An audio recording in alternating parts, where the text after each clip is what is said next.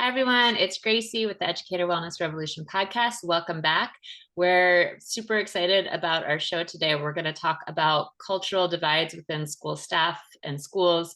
And we have, I think, really an expert here to talk about it. It's Markus Townsend. He's the assistant principal at Sela Public Charter School in Washington, D.C. And as we explained before, Sela is a Hebrew dual language program charter school. So there's just a lot of interesting things that have happened in our work with them, and also a lot of interesting things that are happening in light of the political situations right now. So we're very grateful for you to be here with us, Markus. And can you start by introducing yourself and just talk a little bit about your experience in education and especially like your interest in educator wellness? Great. Hi, everyone. My name is Markus Townsend. As Gracie said, I work at Sela Public Charter School, and I am in charge of creating a learning environment that is conducive for our students' growth. That certainly can't be done without teachers that are comfortable in a good space. And so teacher wellness is very important to us at Sela. We try our best to be responsive to the things that our teachers tell us that would give them that feeling that we're supportive of them.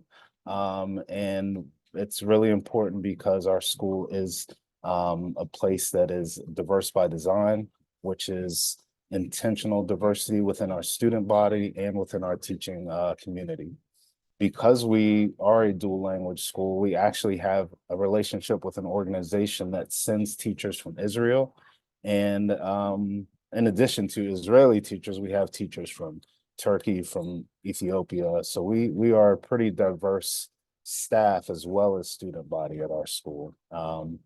And making sure that, people understand cultural differences between different people in our community is important to making sure that we have that kind of learning environment that is, pleasant and conducive for student growth.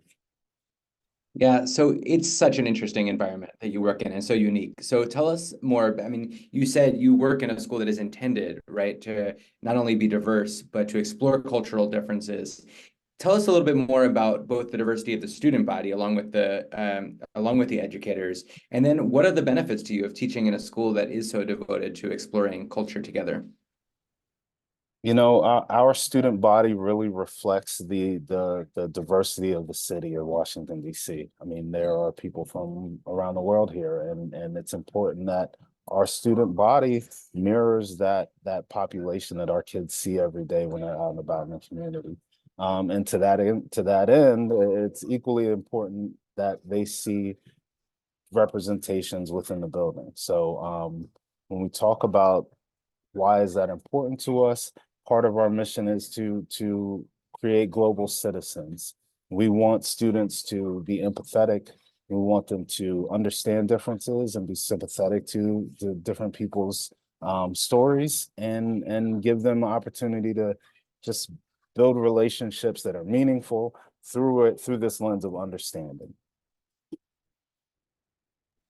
Well, we know from our work with you all that the culture is amazing at Sela. Like I've really never seen anything like it. And that within so much diversity that issues do arise, which is how we started working together. So how did that show up for you? And what educator wellness strategies have you found to be effective in these moments? A couple of, I think, personality things allowed me to see that there was this divide within our school when I first arrived. This is my 6th year at Sela. And so one of the early memories I have was preparing for Black History Month celebration. And from my perspective, when it came to an international school that is about learning about different cultures, I took the approach that we could celebrate people of African descent and not necessarily African American people during Black History Month. And that was met with some pushback. And it really opened my eyes to struggles that minority groups may have in other countries, the experience of people that live in those countries and are minorities, and how that impacts people that are part of our school community. There were also some just general personality things that came out in talking to some of my Hebrew colleagues, my Israeli colleagues, just around how people interact within their culture and how sometimes that did not mesh with how people interact in American culture. The prime example is a level of directness when speaking, right? In American culture, direct conversations and direct statements can be taken personally in a way that I understand them not to be in Israeli culture. And so that is something that really created tension between different groups of people in our building, which made it very clear that we had to do some work around this because you could see the stress that teachers were carrying just from having to interact with teachers of other cultures. We also have been implementing this co-teaching model. When our administration first started at Sela was more of a foreign language model where kids would have Hebrew class for an hour a day. Well, we wanted to move more toward a real immersion program. And so we were building a co-teaching model where there would be a Hebrew teacher and an English teacher in each classroom. And so we knew we had to do some work around building opportunities for communication, because ultimately, when it came to the problems we were seeing, it was really around a lack of communication or opportunities to communicate. One of the most interesting things to me in the work that we did with you was, not that necessarily people had stereotypes of the other group. And I think that the things you mentioned about coming to work differently in how people communicate and directness, all of that is real. But one of the most interesting things was how we got through and had those really amazing discussions for people to understand each other at a deeper level that happened early on. And so, I think sometimes we can know a little bit about a place or a group and think we know a lot about it and really discover a lot in the process of getting to know people personally. And one of the things I thought was beautiful was people being able to learn a little more deeply the ways in which, coming from totally different backgrounds, they actually shared some deep connections and struggled with some of the same things, as well as had some big cultural differences that they just wanted appreciated, right? That they just wanted the other group to really appreciate the complexity, right, of their group and their culture. And so what was it like to go through some of those conversations for you and for your staff? Just really eye-opening. I mean, it really comes down to that thing where when people get personal and build relationships and are willing to communicate openly, it tears down that divide, right? Like we come to realize more that we have even more in common. And so the work that we've done with you guys to start that process has just continued through our teacher-led PDs. We do a lot of things where we have cultural activities that allow staff members to get to know each other more personally. So one recent one that we've done is we did a music PD session where different people volunteered to go into a classroom and play the type of music that they like, right? And as people visited different rooms, you could just see that window being opened toward some commonality. Music is a universal language, and so it's something that people can find some sort of commonality, some sort of common tie to pretty easily. One of the activities that we did, we mixed up everybody and asked them to show 5 random pictures from their phone, right? And 5 pictures of things that are important to them or whatever the case may be. And that just sparked so much conversation within the groups. We've done things where teachers have brought in food, and most recently, we celebrated our own Sela Diversity Day, which is something that we do annually. We've put pictures of as many families that will provide them in our hallway. Students are asked to bring in things that are relevant to their culture. They're able to kind of explore the different cultures within their classrooms. And then we had a professional development where one of our teachers cooked this great Ethiopian feast, and we all enjoyed that. And so, again, it's just giving people a window into the things that culturally are part of us, and then just opening lines of communication for that relationship building has been really great for us. I remember that Ethiopian feast. It was so good. And I want to commend you all too, because I think that what I learned in working with y'all is that it's a messy process. That it's not like we were all like kumbaya, like this is great culture. There were a lot of feelings that started to come up for people, and some people love being able to share their culture and their identity. That was really important for them.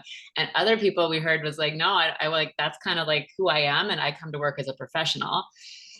So, and something that I heard again and again in those conversations too is that, yeah, I'm Israeli, I'm direct, you come from here, you have this thing, and yet we all have to show up and be professionals together. So I'd love to hear your thoughts about like the tension between this is who I am and my cultural identity, and how like everyone needs to show up together to make the school day work. Well, we ultimately bring it back to the thing that we're all here for, right? And it's really just to support kids and to model for them healthy, appropriate relationships. Like you said, Gracie, it is an ongoing, messy process, and there are times when feelings are hurt. However, we make space for people to heal, right? And that's important as well. When it comes to people's willingness to show who they really are, I think the more opportunities where people can express themselves freely without worrying about any repercussions from admin or whatever the case may be, kind of allows people to let their guards down a little bit. And we've seen people that were standoffish around this at the beginning become more open to it and become more personable within the community. Like you say, yes, it can be a messy process, and people have their different feelings around whether or not how much they're going to open up at work. But it really is difficult to work in a school environment, especially with the community-based culture that we want to build, to really not give yourself to the children, right? I mean, you see our most sought after teachers are the ones that really have great relationships with their students, and that is really what we want here. And so it sometimes might require coming out of your shell a little bit. Again, it's important to make sure that people feel safe and able to do that, and give them the space to do it. I've worked with the staff there for almost 2 years. I think we were working with you all, and at the very end of that experience, you invited me to come to Israel Day. Is that what you all call it? Yes. And I went, and I was just observing and watching the teachers with the students, but I was like, oh, I've never seen these teachers actually teach before. I've only known them as kind of a staff, like after school PD. And then I was watching one of the teachers and speaking Hebrew to these like fourth graders, and them speaking back to her. I was like, oh, this is what they're doing. And it was so interesting to kind of be on the back end of all of these conversations. And then kind of one of my last moments with you all there was like actually seeing that relationship and the learning and the student. So I feel that. And speaking of conflict and mass, let's talk about what's happening now politically since October 7th. I can only imagine how personal all of the political issues have felt at Sela. So can you share more about how y'all are doing and what's been coming up and how you've been working with it? Yes, it has been a difficult time for us. As a school, we want to make sure that we're supportive of all our members of our community, not just our Israeli teachers. And so that has been certainly something that has taken some, delicate language, to make sure that people in our community feel comfortable, and that we as a school are not necessarily promoting one side or the other, which is something that we do not do. But at the same time, with a big Israeli teaching community, we want to make sure that they feel supported. And so we have done some things where we give them spaces that are free to um, kind of reset their feelings if something is going on. We have made available emergency funds and things like that in case they needed to go back to Israel. And so for us, it's just really important to show support. Administrators will cover classes if necessary for teachers that may have something going on. And really in the more day-to-day thing, it really is about understanding that even though we see our Israeli teachers putting their best foot forward for the students, that there is an internal pain that's just there. And it's important that we're empathetic around that.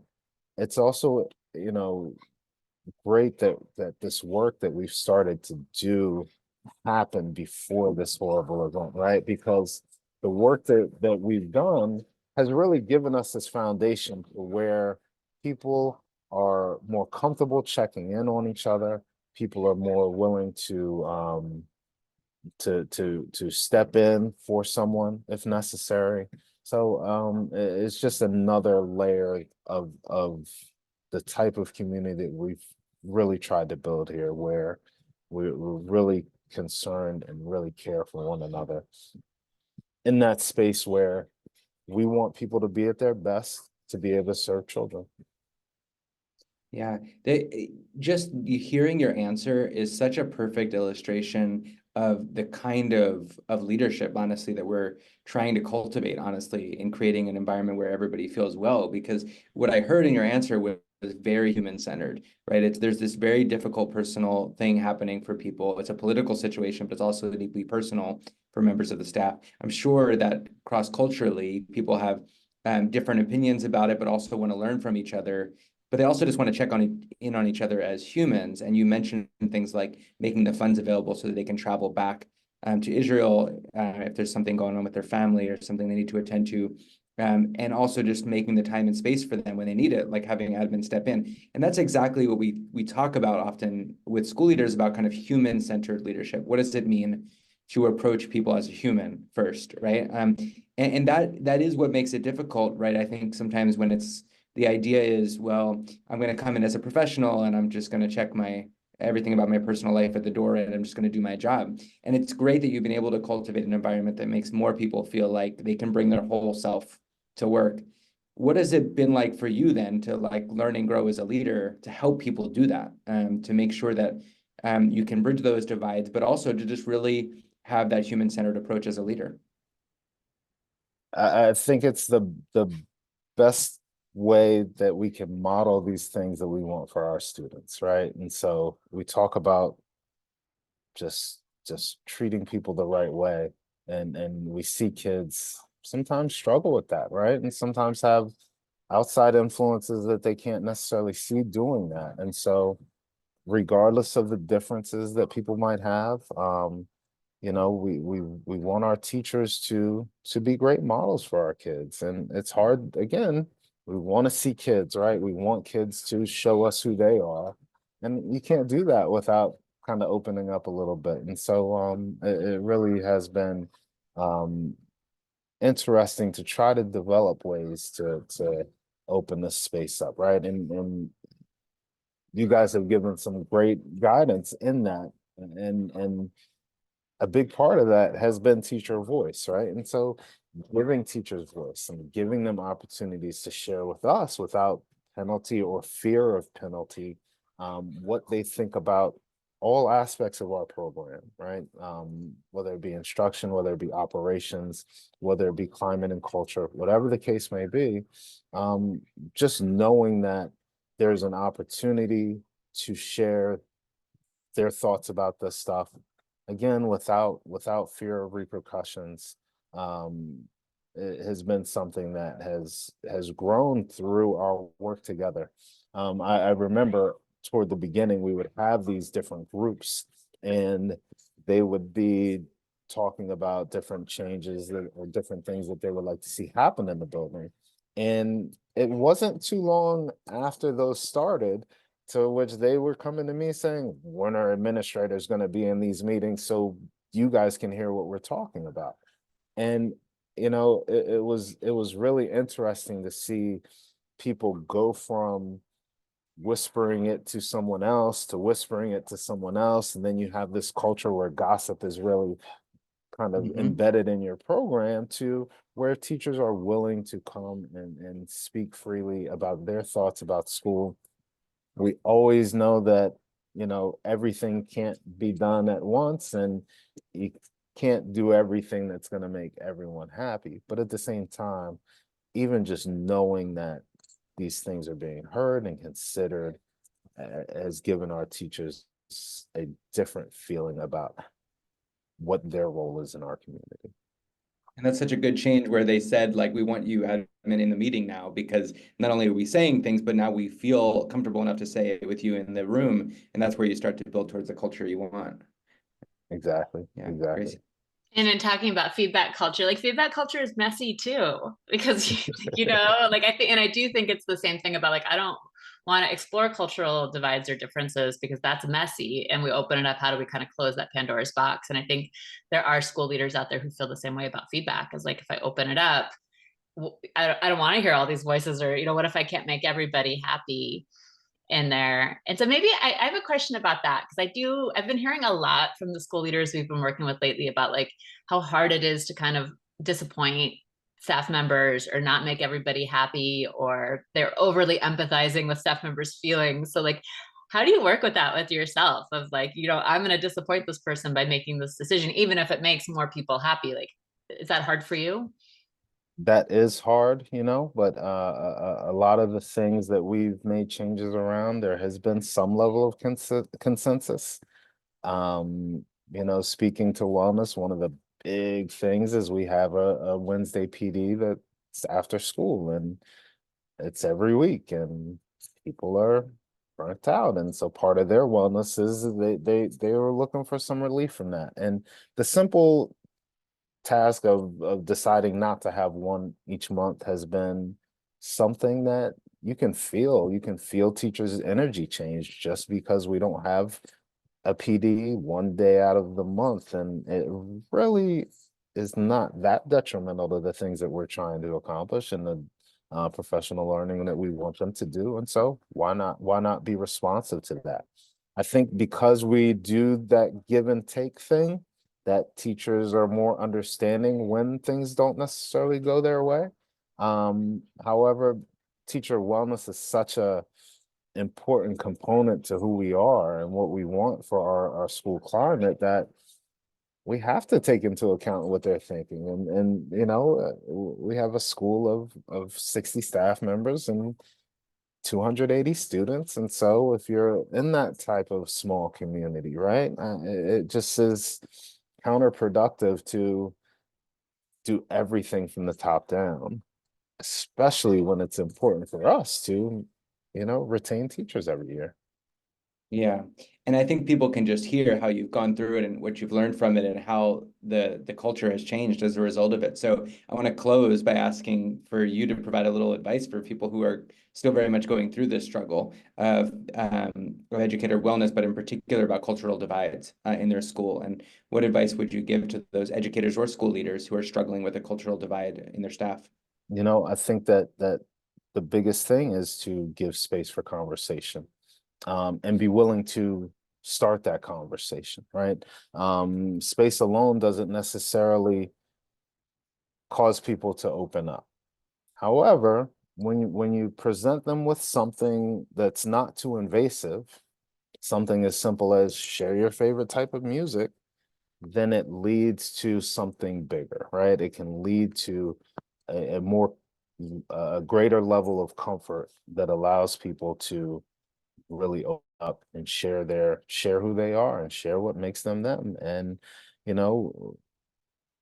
more like that, the more personal teachers are willing to be. With adults, they're going to be more personal with kids, and it's just going to benefit student body. It's going to benefit teacher relationships, and it's just going to benefit your overall school climate. Markus, thank you for being here. Thank you. It was great. I enjoyed it. It's so much fun to just kind of recap and reflect on the work that we've done together, and just really to see how much of an impact it's had on our school already. And it is ongoing work, so I'm still thinking of ways to kind of give people opportunities to get to know each other better, and we'll continue doing that because it's been so successful for us. Awesome. Yeah, I'm having like a real proud moment. we learned so much from you all and with you all too, and we apply that to other schools. So we are grateful to you for learning together, and we're grateful to you for sharing your wisdom and your experience with everybody here today. So, well, and we are grateful as well. Thank you for helping us move toward this journey, and we'll continue to make wellness one of the central aspects of who we are as a school. All right, everybody. Thank you so Thank much. Take care. Thank you, guys. Time.